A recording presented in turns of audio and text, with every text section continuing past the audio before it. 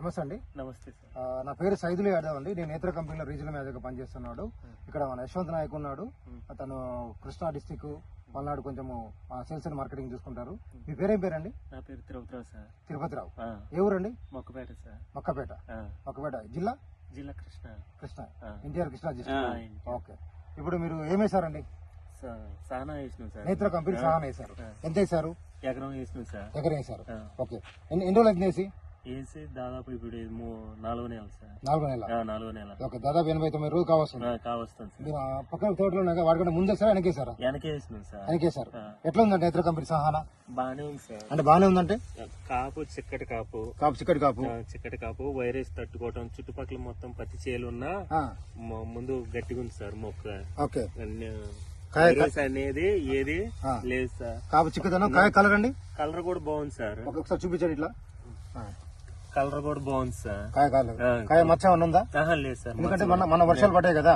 లేదు సార్. మచ్చ కూడా లేదు సార్. కాయ సైజు గానీ లేదు సార్. కాయ కలరు బాగుంది సార్. కాపు చిక్కదనము సార్. కాయ కూడా ఎక్కువ పొడవు ఎక్కువ సార్. కాయ పొడవు ఎక్కువ. అదే గమనించాల్సింది. వేరే రకాలతో పెట్టుకున్నప్పుడు కాయ సైజు పొడవు ఎక్కువ ఉంటుంది. పొడవు ఎక్కువ సార్. కలర్ ఎట్లుందండి ఇప్పుడు? కలర్ నాణ్యత అది కలర్ బాగుంది సార్. రెడ్ కలర్ బాగుంది సార్. ఓకే. ఇక్కడ చూసిపోతున్నారు అందరూ పక్కన రైతులు కూడా చూసిపోతున్నారు సార్. ఓకే.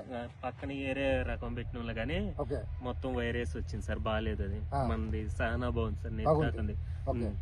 రైతులు కూడా నెక్స్ట్ ఇయర్ ఇదే వేద్దామని అనుకుంటున్నారు. సహనా 2-3 అడిగారు సార్ ఏం విత్తనం అని. సహనా అని సహనా అని చెప్పాను సార్. ఓకే. ఇదండి మన రైతు యొక్క ఫీడ్బ్యాక్.